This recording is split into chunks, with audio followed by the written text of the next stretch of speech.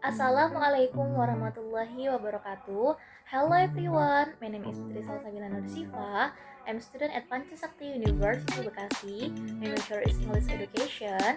I want to qualify my midterm exam for my lecture, Miss Tiara Dian Sari, M.Pd, with courses language testing. In this video, I will explain about definition and principle of language assessment. Okay, let's take a look. What is language assessment? Language assessment is any ways which lecturer, instructor, or teacher use to help learners gain knowledge during learning the subject.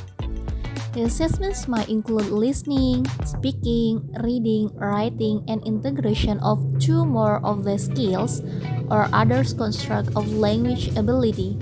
Language assessment also helps the learners to achieve the goals in the end of period of learning. Principles of language assessment. Practically, Brown said practically refers to the logistical, down-to-earth administrative issue involved in the making, giving, and scoring an assessment instrument. Further, Mosaf in Brown state that this include cost, the amount of time it takes to construct and to administer, ease of scoring, and ease of reporting the result. Based on the definition above, it can be concluded that practically defines in terms of cost, time, administration, scoring, or evaluation. Cost. A good test should not to be expensive to conduct. A teacher should avoid conducting a test that requires excessive budget. Time. A good test should not to be long or too short to be finished by students. Administration. A good test should not to be complicated or difficult to conduct, and it should be simple to administer. And last, scoring or evaluation. A good test should be followed by something to make it easy to score, like rubrics of scoring and key answer. Reliability. Brown said that a reliable test is inconsistent and dependable. If you give the same test to the same student or match students on two different occasions, the test would yield similar result. From the definition above, it means that if the test is conducted to the same students or different occasions, then it will produce almost the same result. For example, a student will get the same score if he or she takes the test, possibly with a different examiner, on a Monday morning or a Tuesday afternoon. There is a relationship between reliability and validity as stated by Bachman. He said that in order for a test score to be valid, it must be reliable. There are some issues related to reliability as stated by Brown. They are student reliability, reader reliability, test administration reliability, test reliability. Validity as stated by Brown, a valid test measures exactly what is purposed to measure. For example, when the students are given a reading test about human respiration, a valid test will measure the reading ability such as identifying general or specific information of the text, know their prior knowledge biology about the human respiration. Brown proposed 5 ways to establish validity. They are content validity, criterion validity, construct validity, consequential validity, and vast validity. Content validity. Content validity refers to the correlation between the content of the test and the language skill, structure, and extra. For example, when the teacher wants to assess students' speaking ability in conversational setting, then the teacher asks the student to answer paper and pencil multiple choice question requiring grammatical judgment. It is not achieve content validity. The teacher should conduct a test that requires the students actually to speak for their friend. Criterion validity. Criterion validity emphasizes on the relationships between the test score and the outcome. According to Brown, criterion validity usually falls into concurrent validity and predictive validity. Concurrent validity. A test has concurrent validity if its results are supported by other concurrent performance beyond the assessment itself. For example, the validity of high score on the final exam of a foreign language course will be verified by the actual proficiency in the language. Predictive validity.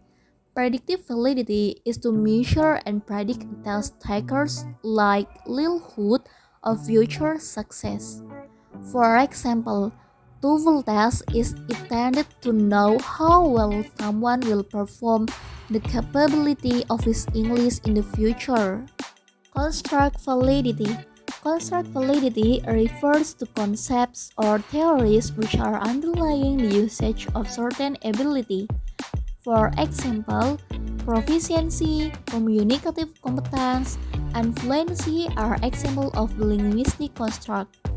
When the teacher conducts a speaking test, the scoring analysis from the test includes several factors in the final score: pronunciation, fluency, grammatical accuracy, vocabulary use, and socio-linguistic appropriateness. The justification of these 5 factors lies in the theoretical construct that claims those factors to be major competence of oral proficiency.